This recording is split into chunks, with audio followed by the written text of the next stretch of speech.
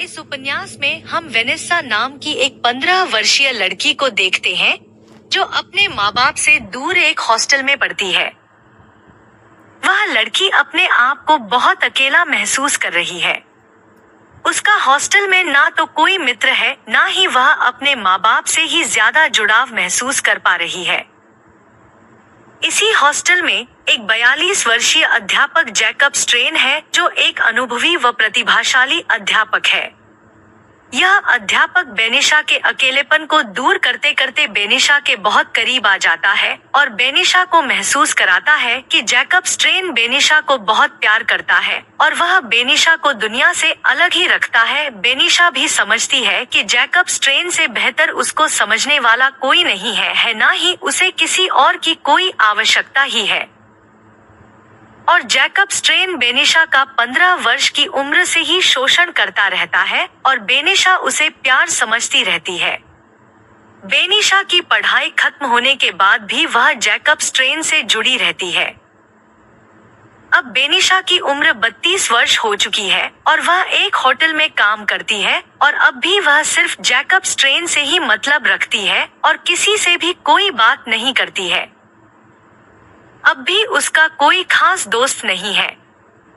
एक सुबह Benisha social media पर एक पोस्ट देखती है जिसमें टेलर बिर्च नाम की एक पूर्व छात्रा ने जैकब स्ट्रेन पर शारीरिक शोषण का आरोप लगाया होता है। इसके बाद जैकब स्ट्रेन पर आरोपों की झड़ी लग जाती है। एक के बाद एक पूर्व छात्राएं उस अध्यापक पर शारीरिक शोषण के आरोप लगाती हैं।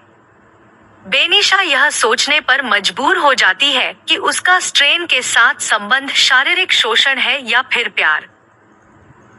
जब बेनिशा इन आरोपों के विषय में स्ट्रेन से पूछती है तो वह इन आरोपों को झूठ बताता है और कहता है कि वे सब लड़कियां स्ट्रेन की इज्जत को उछालना चाहती हैं और बेनिशा और स्ट्रेन का रिश्ता प्रेम का रिश्ता बताता है क्योंकि उन दोनों के बीच संबंध आपसी सहमति में बने थे।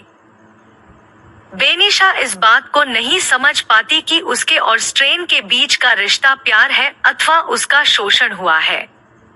इसके बाद 59 वर्ष का स्ट्रेन आत्महत्या कर लेता है। बेनिशा को भी यह बात समझ में आ जाती है कि उसका शोषण ही हो रहा था और वह भी अपनी आवाज को उठाती है। इसके बाद समाज दो हिस्सों में बढ़ जाता है। एक हिस्सा स्ट्रेन को सही दर्शाता है जबकि दूसरा हिस्सा उन सब लड़कियों को।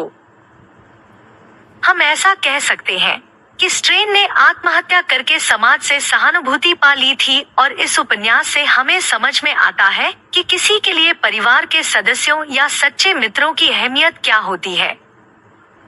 इस उपन्यास के अंत में भी बेनिशा उस शहर को छोड़कर दूसरे शहर में अकेले जीने के लिए चली जाती है। उसके माँ बाप ना तो बचपन से साथ थे, ना ही कभी